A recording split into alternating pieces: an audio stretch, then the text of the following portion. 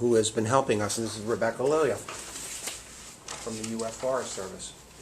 Thank you, Bob. So today I'm going to just talk about a little bit about how you can analyze your data that you've been collecting. I know Lara talked about interpolation, but I'm going to walk you through it a little slower. And then we're also going to talk about how you can add fields to your attribute table and calculate those fields. So I'm going to open up my attribute table so I can take a look at the data that I collected. And this is the data you collected on Tuesday.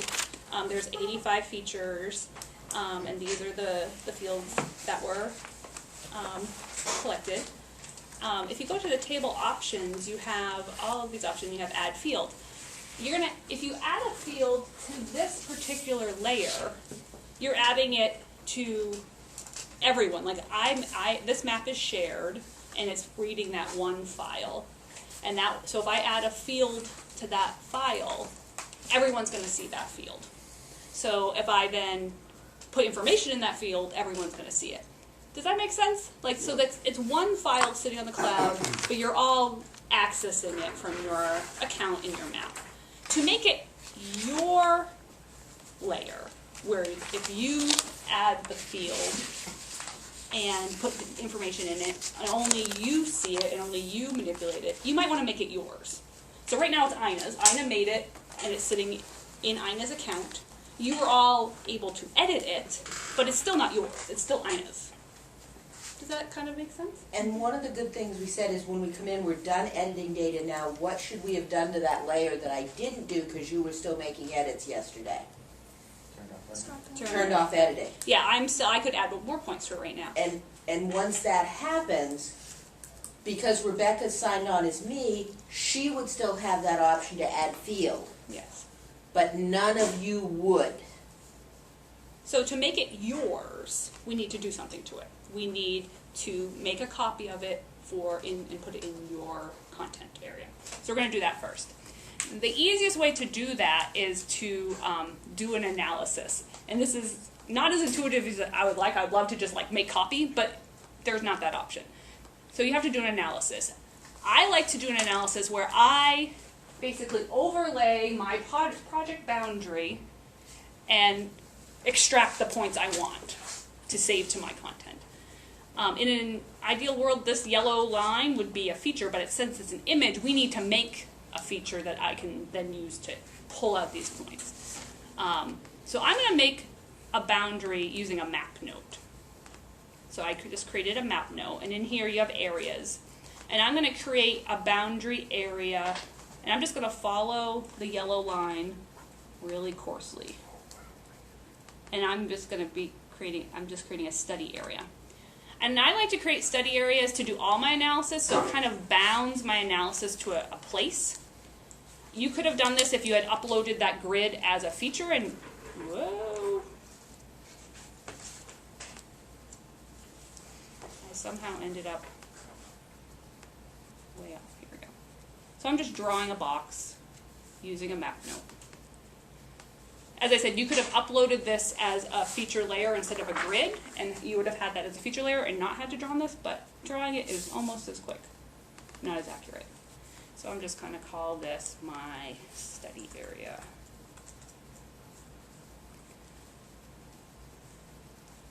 And the cool thing about map notes is you can actually now use those map notes in any analysis that you're going to do from here on out. So I am going to go back to my table of contents. So now there's map notes, and then there's my temperature data. I'm going to click this little analysis button, perform analysis. Under manage data, I'm going to use overlay layers. And I'm just going to overlay my temperature points with that map note area, that boundary I just created. And what that's going to do is I'm sucking out that data, and I'm actually creating a new layer that I'm naming here, and this is going to be, I'll just call it land cover temp.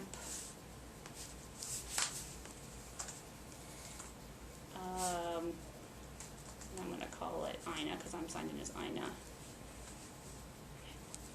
And I'm in the habit of always clicking on show credits because credits mean something to me. That's actually 8 cents in real money. In Monopoly money, it doesn't mean anything to you if you're a teacher, but if you actually have an account where cha-ching every time you push a button, you might want to hit show credits. And we'll talk a little bit more about that when we're doing our another analysis. So what I'm doing, all I did was I overlaid the study area and those points, and it's going to say, well, anywhere that the study area and the points intersect, it's going to create a new point layer in my account.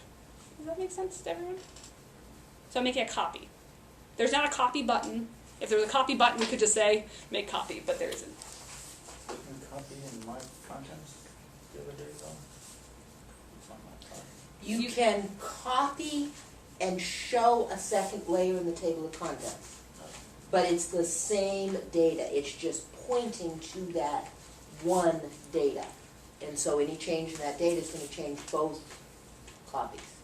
What I did is I just created a new piece of information that's now and now it's in my content area. It's a completely new layer. So Now, is this shared with everybody? no, it's not. So actually, I'll show you. I'll go to my content, and remember it was LCT INA was what it was called. And here, it's a feature layer, and it's not shared. That's just my INA's layer. Will you be doing another example of this, or would you step through I can, this yeah, really quickly yeah, again? yeah. I can do it. Later, when we do some more analysis, I have a different example, and we'll do the same thing. So let me go back to the map here. I'm going to turn off the old one. I'm going to turn off the grid. So now I have this new layer, and I'm going to open up the table, and I just want to show you what's here. The table looks very similar. It has all the same information. You can still edit it. If you click edit, oh, maybe I don't have editing on.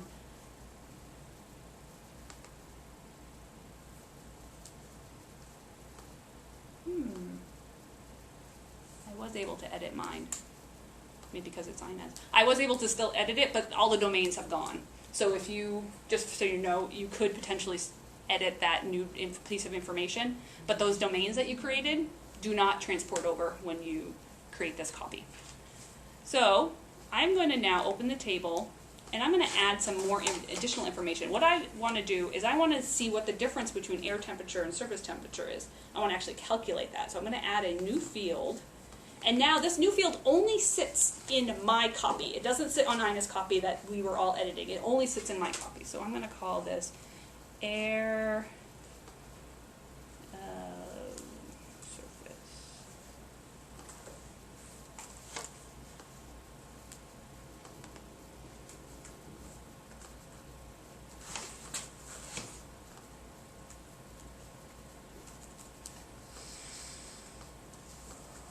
And we're going to Do we make... think we want air minus surface or surface minus air? Surface minus air, you get Do we want fewer negative The bigger numbers or numbers. more negative numbers? Or don't we care? Do you care? I don't, I mean, it's up to you, you know what you're doing. I'm Well, just- no. I mean, this is good. This is a good question. What do you want to show, and what would you want to map? What would make sense? Positive number, probably. Positive numbers. Because we're trying to think of the difference, how much more the surface is warming than the air, right? Right. To emphasize that asphalt being. And what kind of type would it be? Would it be string? It's gonna be double or float or Yeah, double. whatever you wanna call it. Yeah. Here it's double. Add that. And that added to my...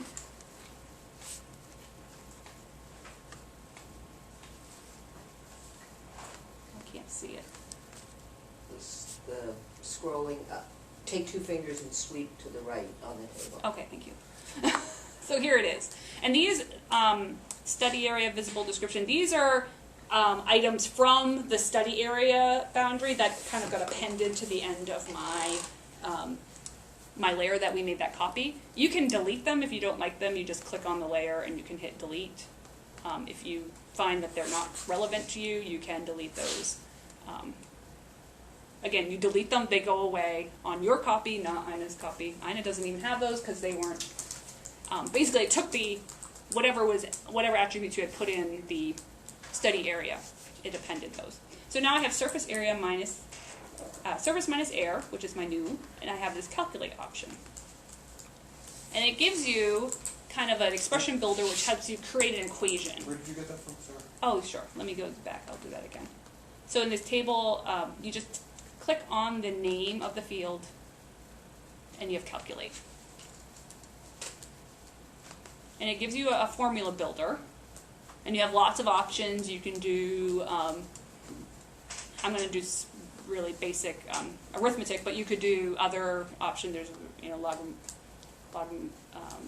could do some geometry. So let's do surface. You just click it once, minus air, and hit calculate. And then it did that calculation for all 85 in, half a second. So now that that's a field in my attribute table, I can now map based on that field. So if I go up here to change style, which is a new handy dandy button, I can then select that. 2 fingers. 2 fingers. I'm not a.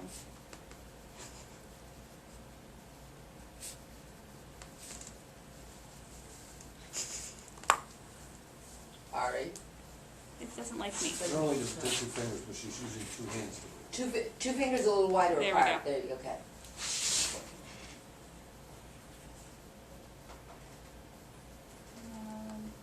I'm going to click size or color. Let's do color.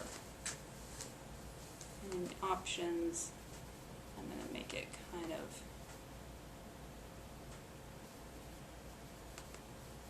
a little bit bigger so I can see them. And then I'm going to make it wider apart. We'll just create this red one. I'm going to remove this boundary here. So now you can see where your surface temperature minus air temperature is. Now this is interesting. You can see like in the pavement areas, there's a greater discrepancy. But wouldn't it be interesting to know where you didn't collect data, where the difference between air temperature and surface temperature, the predicted value. And to calculate predicted value is interpolate. So basically you're taking your known points and you're predicting what's in the middle. And it's great to do something like that with something like temperature or something that's like a value. If it was like where trash is, if you interpolate known areas of trash, I don't know if that would be as relevant. Like if you're predicting where trash would be based on known trash locations, not probably appropriate. But if it's something like temperature, if it's something like rainfall, weather attributes, do you think of anything else that would be appropriate to interpolate or to predict based on known values? Water quality, if Vegetation. Flood kind of thing? Probably not. It has to be something numeric. It has to be something numeric. Yep, something that is a Density of quantity. vegetation? If you were going to interpolate this to really be accurate, wouldn't you have to deal with land cover as a variable? To be accurate, yes. That's an excellent point. So to interpolate this, I would probably only interpolate the asphalt points and then have that be my asphalt interpolation, and then I would interpolate the grass points and have that. And so you would have to have zones for each area. So you have to have a land cover where you have a boundary of just the asphalt, and then you could interpolate the asphalt, and a boundary of all the grassy areas, and just do the grassy areas to be completely accurate. Yes. And you would have to have test points associated with both extremes of the asphalt within the study area in order for the interpolation. I wouldn't even say both extremes, but at least a distribution. And to do interpolation, you have to have at least 10 points in that area that you're interpolating, 10 sample points to interpolate. So it needs at least 10 known points to make a prediction of other. So let's that's a great question. Why don't we, how would we do that? So what if we just do the grassy area, because I can quickly draw that. David, it's a good question. Before copying this, Mm-hmm. when you made your line around it, Mm-hmm. if we would have filtered the data that was up there, so only the asphalt was there, and then you made the copy, would it have just taken just the asphalt? Or does it take the entire It would have table, taken. so it takes all It of would the have data? taken just the asphalt. That's an excellent question. So the filter you did, any analysis you do on something that's filtered, only takes the filtered features into consideration. So yes, you're correct. It would have only taken the asphalt points out and put it in your copy. Gotcha. But I can still filter this. This is filter is still an option on my copy, so I can hit filter and I could say I want to know where.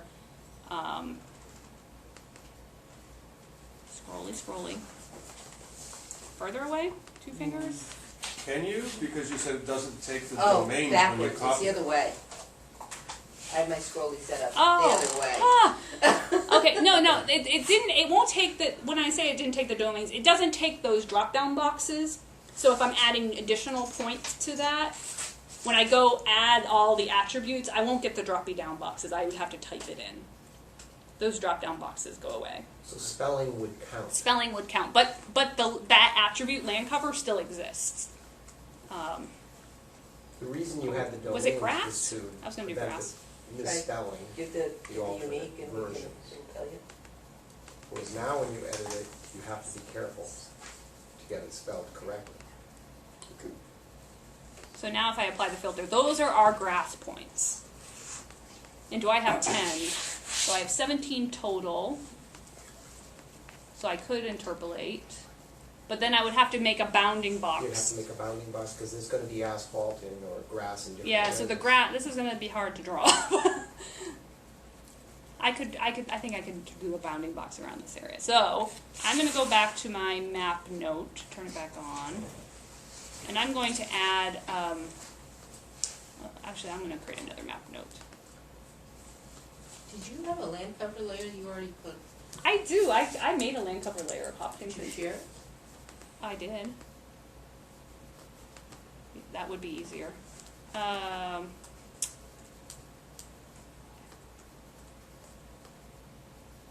think it's in here. Land cover of HS down. Yes, by our Lilia too. Look at that. I created this last year. Oh, look at that. Oh.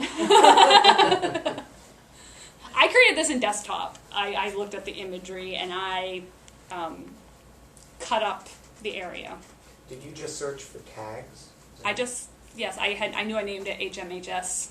The power of tags? So I can now filter just this yellow area, which is grass, as my boundary. So we're going to interpolate just the grassy areas based on my grass here. So let's filter. Land cover is grass. So now I can use these 2 layers to run my interpolation. I'm going to move And this. it looks like she's gonna miss just one point that was indicated as grass out there by the woods. But she's got the rest of them. So when I was, I keep touching your screen and going into, I love this. Zoom 2 is my favorite thing, because if you go zooming off into, planet Mars. So now I'm going to interpolate those 17 points, and when I interpolate it, I'm gonna constrict it just to the grassy areas that I drew. In another way I could have done this was create another map note and then painfully drawn this out, but since I'd already done it, this will save some time. So we're going to go back to analysis, and under these analyze patterns, there's interpolate points, and if you click on the little eye, it'll give you some information on what it's doing. It lets you predict values at new locations based on measurements you've done, which we want to do. And the fact that we're constraining it makes it more accurate. So what we did is we filtered the points to only show the grass points, and then we created what we're going to be using as a bounding box, which is just the grass. And then do we have to do an overlay for that, or can we do it just from here? We're going to just interpolate right from here. So choose the point layer that contains locations of the known values. And that is my land cover temp INA, which is my copy. Which field? We had decided we wanted to use that new field that we created. The surface minus air. Under options, you want to expand this because this gives you what do you want to clip your output to. So this is giving what do you want to constrain your interpolation to, and we want to constrain it to that land cover. We don't want it to interpolate everything. We want it just to try to constrain it. This gives you how many classes do you want, it's basically how many breakouts do you want. 10 is a lot. I like to make it 4 or 5. And let's see here. You can actually have it predict at a location. So you could actually put a point on the map and say, I want to know, predict the air surface difference at this spot right here. So you could actually put it, let's do that. I'm going to click that little arrow. It will now predict that location. So say you had study points and you wanted to know what the predicted value of a location. And now we're going to call this land prediction, that's fine. I love to show credits because I want to make sure I'm not using 1,000, 2 cents, we're good.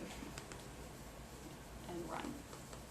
It is use map extents. You do want to make sure, since it says use map extent, you want to make sure that everything you want to study is in your window before you hit run analysis. Because it's not going to look out, it's not going to look outside unless you uncheck that. And if you uncheck that and you have points way outside, it will look at all of those and actually charge you credits for things that are not in your window. And if you're doing analysis on like road density, and you look at say all the roads in New Hampshire and all you're really worried about is Hopkinton, you could be using 50, 60 credits just on that road density analysis when all you really wanted was the information. So predicted value. So this is my predicted point. So this is actually the point. It gave me a new point, and the predicted value is 2.59, and it gives you an error. It also gave me the actual predicted surface. It only gave me 2 classes, predicting that these surface air temperature difference will be between 1.8 and 2.9, and then these brown areas is predicting that it's going to be between 2.9 and 4.6. And then it really constrained it just to that grassy area. So why did it only give you 2 classes, although you told it 5? And I had this happen to me once, so I'm As much as it found. wondering. Well, so I'm thinking, let's look at the original data here. What is the range that we are originally starting from? So we only have 17 points. So if we look at the statistics here of the original data, the range, I wish it had, like a histogram. In desktop, when you look at this thing, it actually gives you a histogram of like the points. You can get the histogram under change style.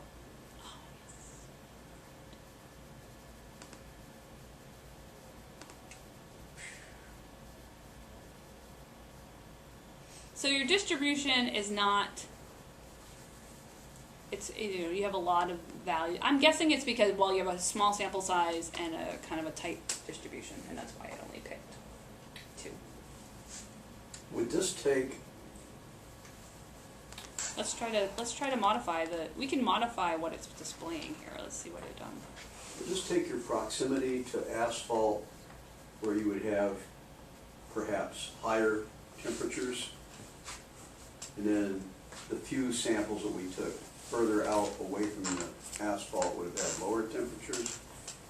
Would this then have gone ahead and said, okay, because you're further away from the asphalt, you're going to have lower temperatures, so that there's a gradient that this thing automatically considers as it's generating this new spot that you put in there? It wouldn't do that automatically unless you somehow created a weighting. Okay. Like you could create kind of a distance from asphalt like buffer grid and then weight each one of those, and then you could weight your points based on their distance to asphalt. I just didn't But know it was doing it. that's something, yeah, it won't do it automatically. Okay. Unless you tell it. GIS is only as smart as what you tell it to do. But if you took points close to the asphalt, that would be part of your interpolation, and you might then see that. And I think that's what you're And seeing that's what here. you're seeing right Like there. the points that In other are. words, why is that brown rim there? Right, that's one of my Yeah, questions. so it's not that the interpolation was smart enough to know that there was asphalt. The interpolation was smart enough to say, it's warmer here. Yeah, And then it's displaying that gradient away from the asphalt. awesome. Yeah. We don't have the asphalt as a land cover, so she can't do the other one. But I was thinking, just visually, it looked to me like Yeah, I do. next, oh, do you? Mhm. Like next to those trees was cooler than elsewhere on the asphalt. So Well, I that's was what- wondering if we did an interpolation of the asphalt, if we'd see There may have been shadow the there, asphalt too. points, if it had been shadowed and Yeah, we would see depending that. upon But time again, of that's day. not something that, but can you see how this could raise questions and you Sure. could get into that discussion and tie to climate and the impact of what our tarring all that land out there is doing versus grass? So tie it to some science content. Could you take something like a pond or a lake and have your emergent vegetation on your map, and then from one sample area determine, you know, maybe you're electroshocking out there and you determine, well, there's 5 pickerel here within 100 square meters. Mm-hmm. But you have the same vegetation type all around the lake. Mm-hmm. Now, can I go ahead and get a estimated population of pickerel for that lake? If you know, pickerel per square, if you know pickerel per square foot, you could broadcast that out to your. I do that all the time. I know where, and I do all my modeling in desktop because I have more options. I mean, here there's a lot of options embedded in online, but not all of the options I want, and they do restrict you to what you can do. But I do that type of modeling all the time, where I have known locations of a bug or a pest, and I want to predict where it might go based on, I know it likes this tree, I know it likes this soil type, I know it likes this type of slope. I can put all those parameters in and then get additional sites that it could potentially live. And you could do the same thing with that. But you were actually asking her if she could help you find the right area to go fish trout in, right? Well, no, he has he know. He said he already knows where they are. He just wants I think what he actually wants to make are bad maps to publish. bad maps. Yes, to keep other people away. Yes. Absolutely. So do you want to give that a try on your own with asphalt? You could do the same thing. So let's just review the steps I did. So I took Ina's point layer. I'm gonna suggest if they're gonna try it, that probably you're gonna need to lead them through it. Yeah, Okay, I can do that. All right. I'm just going Okay. over. I'm going to say again what I did, and then Okay. I'll say again what I did. all right. So I took Ina's point layer, I created a boundary and sucked them out and made it my own. Can we Okay? do that? So let's Can try you do that first. I think you could. So do they all have a map with you? They do, they all have a map that has it in it, Okay. and they have symbolized that map with different sizes, I believe. Okay, so open up your map from Tuesday that has the LCT for Ina. And if you can't find it, you could add it to a new map by searching. What are the tags for that? I know it's got mobile mapping in it. So if you search for mobile mapping, you should be able to find that layer. So if you can't find your map from Tuesday, You may